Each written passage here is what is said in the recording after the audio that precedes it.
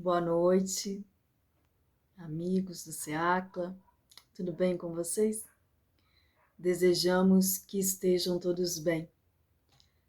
Aqui nos encontramos com o coração em gratidão por podermos estar reunidos mais uma vez para a observação dos ensinos do Mestre Jesus.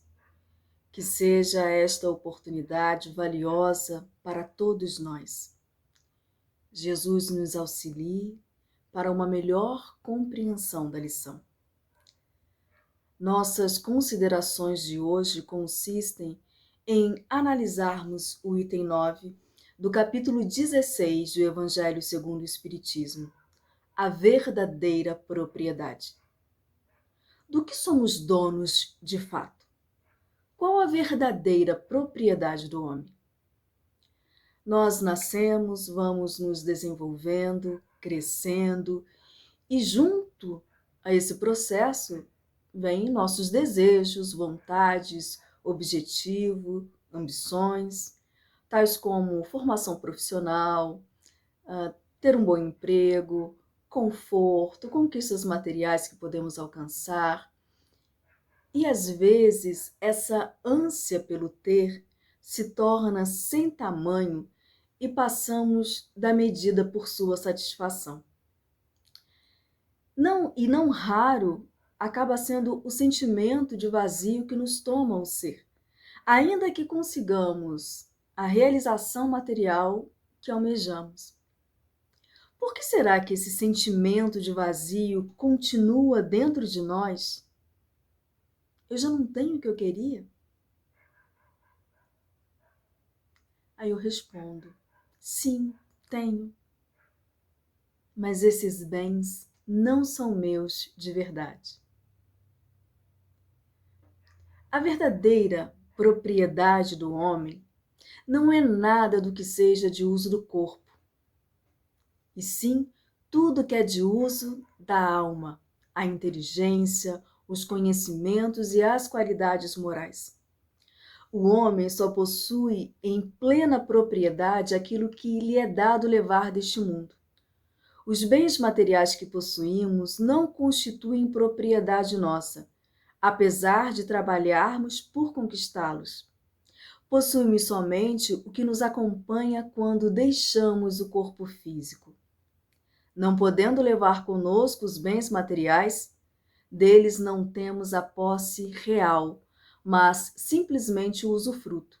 Desfrutamos temporariamente desses bens. Sendo assim, nos pertence apenas o que trazemos e levamos conosco nas viagens pelos planos da vida. Aquilo que ninguém pode arrancar ou roubar de nós e que será de muito mais utilidade no plano espiritual do que aqui, no plano da matéria. Estamos na terra de passagem. Nosso destino é a eternidade. Devemos, portanto, acumular apenas as riquezas que têm valor para a nossa vida sem fim e que são obtidas através da caridade.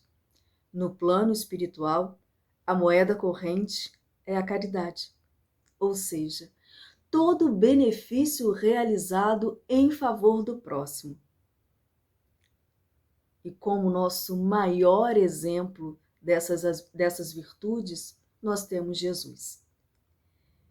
De retorno ao mundo dos espíritos, temos a destinação compatível com a soma das virtudes que apresentamos, pois no plano espiritual apenas estas têm o valor. E o operário pode ser mais rico que o príncipe. Os bens da terra pertencem a Deus, que o distribui segundo os critérios de justiça e misericórdia. Em função do que e como escolhemos viver, somos nós que decretamos as nossas provas e expiações. Se faz necessário que lutemos com força pela aquisição dos bens da alma, e os do corpo virão por acréscimo da misericórdia divina.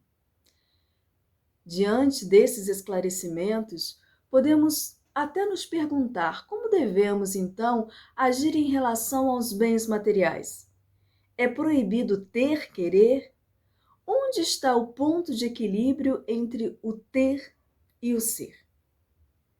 O primeiro passo é reconhecer que, na condição de espírito encarnado, não podemos dispensar o auxílio material, mas devemos utilizá-los como meio para o atendimento de nossas necessidades reais e no auxílio ao próximo, nunca como um fim em si mesmo. Os bens materiais devem ser destinados à manutenção da vida do corpo, à aquisição do conhecimento e ao serviço fraterno. Em se referindo a bens materiais, as propriedades consideradas legítimas são aquelas adquiridas por meio de trabalho honesto, no qual aquele que o executa age em benefício do próximo e não em seu prejuízo. Uma propriedade só é legítima quando de sua aquisição não resulta dano para ninguém.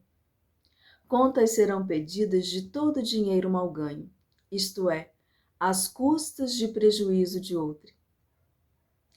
Que nos conscientizemos de que não podemos usar e abusar de nossos recursos durante a vida sem que tenhamos que prestar contas disso, se essa utilização foi somente para a satisfação de nossos sentidos ou do nosso orgulho. A justiça divina nos pedirá contas. E para não ouvirmos de Deus, que já recebemos nossa recompensa enquanto encarnados. Nos lembremos sempre, os bens da alma, a inteligência, conhecimentos, as qualidades morais, são eternos e constituem a nossa verdadeira propriedade.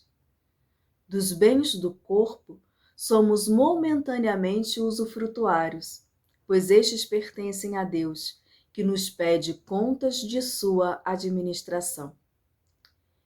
Estamos nos construindo. Vamos errar, nos equivocar muitas vezes ainda, mas também vamos acertar. O importante é não desistirmos da caminhada, porque nessa viagem evolutiva que embarcamos, não tem como desistir de viajar. O que nós podemos e devemos, cada vez que pegarmos um caminho que não é o nosso, recalcularmos a rota e seguir adiante. E para isso, contamos sempre com o apoio e incentivo da espiritualidade amiga. Portanto, sigamos em frente. A mensagem Desejos do livro Psil nos diz o seguinte: desejos são naturais, mas se todos fossem satisfeitos, que graça a vida teria? Limitar os desejos é manifestar sabedoria para viver. Quantos os desejos que alimentamos que, se fossem atendidos, nos fariam sofrer? Não estamos preparados para ter atendidos os nossos desejos. Desejos atendidos, novos desejos almejados. O homem inteligente aprende a atender às suas necessidades. O invigilante perde a vida esperando a realização dos seus desejos. Ser feliz é ser comedido em seus desejos. O nosso tesouro estará onde estiver o nosso coração. A cada dia possamos estar mais atentos às nossas reais necessidades e ter muita força e coragem para trabalhar por conquistar as virtudes que nos elevem a alma. Chegamos ao fim. Jesus ampare a todos nós. Até breve.